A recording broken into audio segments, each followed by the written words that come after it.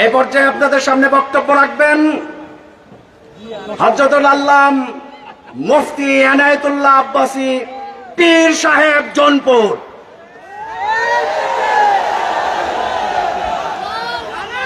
আলহামদুলিল্লাহি রাব্বিল আলামিন ওয়াসসালাতু ওয়াসসালামু আলা মুহাম্মাদিন সাল্লাল্লাহু আলাইহি ওয়াসাল্লাম নবিয়্যিল আমবিয়া ওয়াল মুরসালিন الذي أكمل الله به قصر النبوة أي ختم الله به النبوة وحكما لا نبي بعده وأعلن في القرآن بالبرهان أن محمدا صلى الله عليه وسلم خاتم النبيين والمرسلين قبل 1500 سنة أما بعد সম্মানিত সভাপতি, ছাত্র জনতা, তৌহিদি জনতা, আপনাদের সকলকে ধন্যবাদ।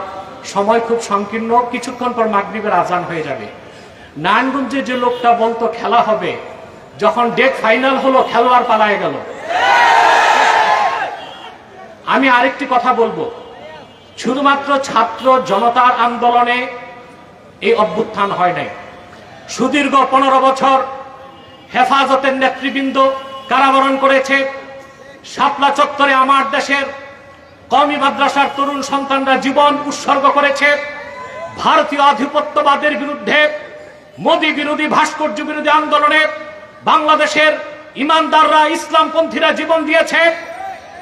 সেই ক্ষোভ বিস্ফোরণের আকারে বহিঃপ্রকাশ ঘটেছে ছাত্র আন্দোলনের মাধ্যমে।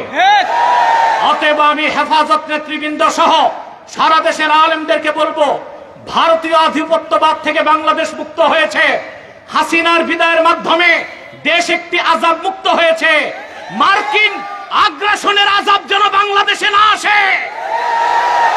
ইউনূস সাহেবকে বলে দিচ্ছি, আলেম ওলামা পীর মাশায়েখদের সিদ্ধান্তের বাইরে যুক্তরাষ্ট্রের কোন এজেন্ডা বাংলাদেশে বাস্তবায়ন করতে দেওয়া হবে না। সেজন্য প্রয়োজনে আরেকবার বাংলাদেশের মুসলমান রক্ত দিতে বাধ্য হবে। ওয়া আখির দাওয়ানা আনিল হামদুলিল্লাহি রাব্বিল আলামিন ওয়াসসালামু আলাইকুম ওয়া রাহমাতুল্লাহ। বক্তব্য রাখবেন আজকের এই শান্তি সমাবেশের প্রধান অতিথি।